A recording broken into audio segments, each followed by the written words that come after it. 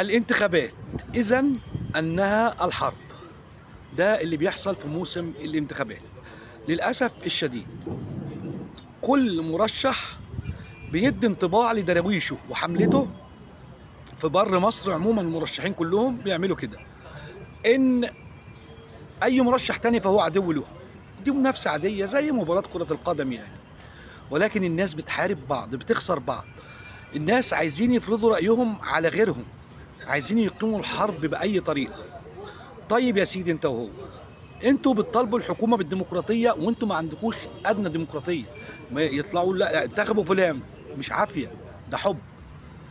بتطالبوا الحكومة بعدم الظلم وانتوا بتظلموا. ايه التناقض ده؟ في النهاية المرشح هيبقى تحت القبة وانتوا لسه ماسكين في بعض. المرشح هيبقى في بيته، ولو ما راحش تحت القبة انتوا برضه ماسكين في بعض. تناقض غريب وعجيب. فعلى كل المرشحين يسمعوا نصيحتي وما بيسمعوهاش اصلا في مصر بره مصر، عرف حملتك ان المنافسين لك اخواتك، وان الناس اللي هم دراويش برضه المرشح التاني اخواته. كلكم عرفوا بعضكم كده. اما غير كده فالحرب مستمرة، وكل موسم انتخابي انها الحرب.